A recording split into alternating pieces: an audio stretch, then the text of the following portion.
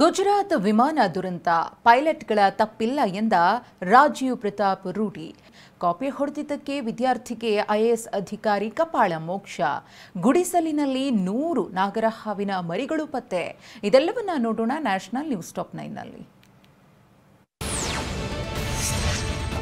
ಗುಜರಾತ್ ವಿಮಾನ ದುರಂತ ಬಗ್ಗೆ ಎಐಬಿ ತನಿಖಾ ವರದಿ ಪೈಲಟ್ಗಳ ಲೋಪದ ಬಗ್ಗೆ ಪ್ರಶ್ನೆ ಎತ್ತಿದೆ.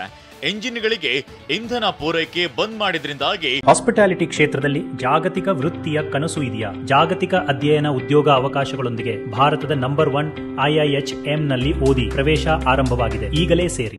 ವಿಮಾನ ಪತನವಾಯಿತು ಅನ್ನೋದು ಬಯಲಾಗಿದೆ. ಆದ್ರೀಗ ಮಾಜಿ ನಾಗರಿಕ ವಿಮಾನಯಾನ ಸಚಿವ ಮತ್ತು ತರಬೇತಿ ಪಡೆದ ಪೈಲಟ್ ಆಗಿರುವ ಸ್ಥಾಯಿ ಸಮಿತಿ ಸದಸ್ಯ ರಾಜೀವ್ ಪ್ರತಾಪ್ ರೂಢಿ ಇಬ್ಬರು ಪೈಲಟ್ಗಳು ಇಂಜಿನ್ಗಳನ್ನ ಮರು ಕಾರ್ಯಕ್ಕೆ ಪ್ರಯತ್ನಿಸಿದ್ರು. ಆದ್ರೆ ಸಮಯ ಉಳಿದಿರಲಿಲ್ಲ ಅಂತ ಹೇಳಿದ್ದಾರೆ. स्विच ऑफ करके ऑन तुरंत किया जो with in fraction of a second उसने किया है और ये इंजन स्टार्ट, लेकिन तब तक इंजन का पावर इतना कम हो गया था.